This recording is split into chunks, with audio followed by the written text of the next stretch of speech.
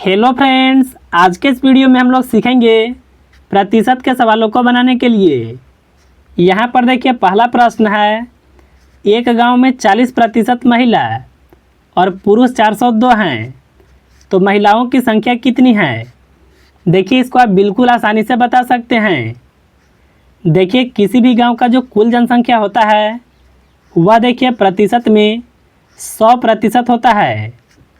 देखिए 100% में से 40% महिला है ना, तो अगर देखिए आप कुल जनसंख्या में से महिलाओं का प्रतिशत को माइनस कर देते हैं तो यहाँ पर देखिए जो भी आएगा यह पुरुष प्रतिशत में आएंगे। यानी देखिए पुरुष प्रतिशत में कितने हैं, तो वह है 60%। यहाँ पर देखिए अगर आप सवाल में देखेंगे तो पुरुष संख्या में दिया हुआ है जो कि 402 है, तो देखिए आप 60% की तुलना 402 से कर सकते हैं।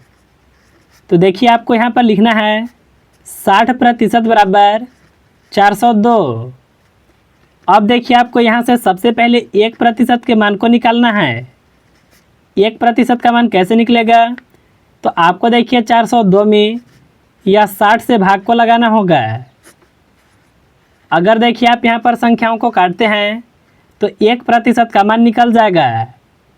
आपको देखिए बताना था महिलाओं की संख्या कितनी है, तो महिला देखिए प्रतिशत में 40% है ना, तो हम लोग 40% के मान को निकालेंगे।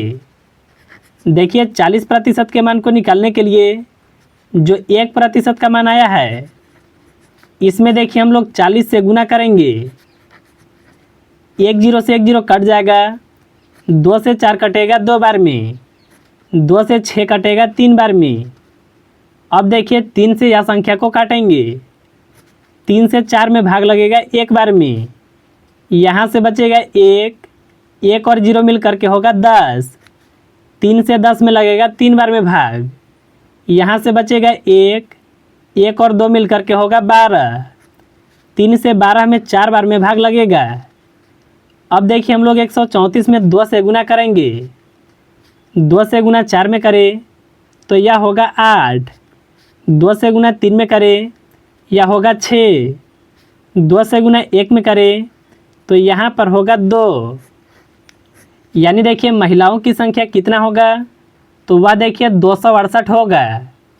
चलिए हम लोग एक सवाल को और भी बनाते हैं। यहाँ पर देखिए प्रश्न है, एक वस्तु को पहले 20% बढ़ाया गया, फिर 10% घटाया गया, तो लाभ कितना प्रतिशत होगा। तो देखिए आपको इस तरह से नहीं कहना है 20% बढ़ाया गया और 10% घटाया गया ना, तो यहाँ पर देखिए ओवरऑल 10% आएगा। लेकिन देखिए अगर आप इस तरह से आंसर बताते हैं तो यह बिल्कुल गलती होगा।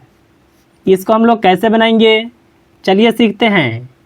देखिए कोई भी वस्तु है पहले 20% बढ़ाया गया है ना, ऐसे सवालों में मानना है कि किसी वस्तु का कीमत 100 रुपये है। जब देखिए 20% बढ़ाया गया तो सबसे पहले 100 का 20% को निकालेंगे। देखिए यह प्रतिशत का चिन्ह जब हटता है तो आप इसके बटा में 100 को लिख सकते हैं। अब यह चिन्ह हट जाएगा, यह 100 से 100 कट जाएगा, यहाँ पर केवल 20 आया ना। यानी अगर 20% बढ़ेगा तो रुपए में कितना बढ़ेगा, यह देखिए 20 रुपये बढ़ेगा। पहले 100 रुपये था, अब देखिए बढ़ करके 120 रुपये हो जाएगा। अब देखिए कितना घटाया गया है, तो यह देखिए 10%। तो अब देखिए आपको 120 का 10% को माइनस करना होगा। यहाँ पर भी देखिए प्रतिशत का चिन्ह हटेगा तो इसके बटा में लिखेंगे 100 को। देखिए यह 1 0 से यह 0 कट जाएगा और यह 0 से यह भी 0 कट जाएगा। 12 से गुना 1 में करें तो यह होगा 12 रुपये। यानी देखिए 10% में घटा है, लेकिन देखिए अगर रुपए में बात करें तो आपको 12 रुपये को माइनस करना होगा।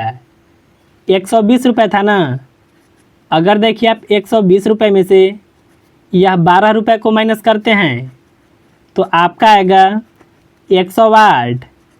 यानी देखिए हम लोग 100 रुपये की राशि माने थे और यह देखिए बढ़ गया 8 रुपये।